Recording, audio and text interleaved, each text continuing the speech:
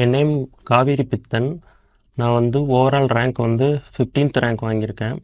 என்னோட mains mark வந்து 181.75, interview mark வந்து 27, ஓவரால் மார்க் வந்து 208.75 மார்க்ஸ் செக்யூர் பண்ணியிருக்கேன்.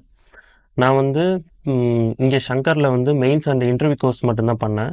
ப்ரிலிம்ஸ் வந்து என்னோட ஓன் இண்டிவிஜுவல் ப்ரிப்ரேஷன்ஸ் தான். ஃபுல்லாக வந்து கொஸ்டின் பேங்க்ஸ் வச்சு நிறையா கொஸ்டின் சால்வ் பண்ணது மட்டும்தான் என்னோட ஸ்ட்ராட்டஜி.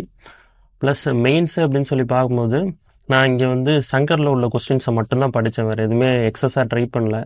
என்ன அப்படின்னா, நம்ம இருக்கிற எல்லாருக்குமே இருக்க கன்ஃபியூஷன் வந்து ப்ரிலிம்ஸ் மாதிரியே அதே மாதிரியே நம்ம மெயின்ஸ் அப்ரோச் பண்ணும்போது நிறைய படிக்கணுமோ அப்படின்ற மாதிரி இருக்கும்.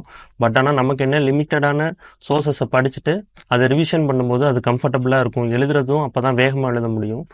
நான் வந்து இங்கே வந்து சங்கரில் கொடுத்த எல்லா கொஸ்டின்ஸையுமே நான் வந்து படிச்சுட்டேன், ஒரு டெஸ்ட்டு கூட மிஸ் பண்ணாமல். அதுக்கே என்ன பண்ணிட்டேன் அப்படின்னா, அந்த கொஸ்டினில் உள்ள ஆன்சர்ஸ்லேருந்து நான் வந்து சில ஸ்னாப்சிஸ்லாம் எடுத்து வச்சுக்கிட்டேன் எழுதும் போதே. அதுக்கு கடைசியில் ரிவிஷன் பர்பஸ்க்காக ஒரு 30 பேஜஸ்க்குள்ளே அந்த ரிவிஷன் பேஜஸ் மாதிரி க்ரியேட் பண்ணிவிட்டு அந்த மெட்டீரியல்ஸை மட்டும் கடைசி நேரத்தில் ரிவிஷன் பண்ணும்போது என்ன இருக்கும் அப்படின்னா, நம்ம எக்ஸாம் போகும்போது நமக்கு இந்த ஃபேக்ட்ஸு இது மாதிரி எல்லா விஷயமும் ஞாபகத்தில் இருக்கும். நம்ம கான்ஃபிடென்ட்டாக போய் எழுதலாம். நமக்கு வந்து குரூப் 2 பொறுத்த வரைக்கும் ரொம்ப ஃபாஸ்ட்டாக பேப்பர் எழுதி முடிக்கணும் அப்படின்றப்ப நம்ம யோசித்தோம்னா அந்த கொஸ்டினை கம்ப்ளீட் பண்ண முடியாது. ஸோ என்னோட ஸ்ட்ராட்டஜி என்ன அப்படின்னா, ரிப்பீட்டட் ரிவிஷன், அந்த மெட்டீரியல்ஸை மட்டும் கம்மியாக படிச்சுட்டு அதை ரிவிஷன் பண்ணுறது தான். இதில் வந்து கொஞ்சம் டிஃபிகல்ட்டாக இருக்கிறது வந்து சயின்ஸ் சப்ஜெக்ட் தான். அதுக்கு நான் வந்து எக்ஸஸாக எதுவுமே ட்ரை பண்ணல. என்ன கொஸ்டின் கேட்டிருக்காங்களோ அதுக்கு ஆன்சர் கீ வந்து நம்ம ஸ்கூல் புக்ஸில் உள்ளது மட்டும்தான் படித்தேன். ஆன்சர் ரைட்டிங் அப்படின்னு சொல்லி பார்க்கும்போது இங்கே ஃபஸ்ட்டு என்னோட ஃபார்மெட் வேறு மாதிரி எழுதினேன். கொஞ்சம் பேராகிராஃப் ஃபார்மெட்டில் எழுதியிருந்தேன். அதுக்கடுத்து இவங்க கொடுத்த ஃபீட்பேக்கை வச்சுட்டு நான் வந்து அண்டர்லைன் பண்ணுறது, பாக்ஸஸ் போடுறது அப்படின்ற மாதிரி கிறிஸ்பாக பாயிண்ட் எழுதுறதுக்கு அதுக்கடுத்து இங்கே ஷங்கரில் ப்ராக்டிஸ் பண்ணிட்டேன். இப்படி தான் என்னோட மெயின்ஸ் அப்ரோச் இருந்தது. இன்டர்வியூவை பொறுத்த வரைக்கும் 3 மார்க் இன்டர்வியூ இங்கே ஷங்கரில் அட்டன் பண்ண, வேறு எங்கேயும் அட்டன் பண்ணல.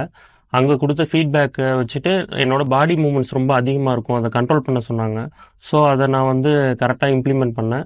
அங்கே இன்டர்வியூ போகும்போதும் கான்ஃபிடென்ட்டாக தான் அட்டன் பண்ணேன். இங்கே மார்க் இன்டர்வியூவில் கேட்ட கேள்விகளும் எனக்கு அங்கே ரிப்பீட் ஆனிச்சு. ஸோ நான் ஒரு கம்ஃபர்ட் ஜோனில் தான் இன்டர்வியூ அட்டன் பண்ணேன்.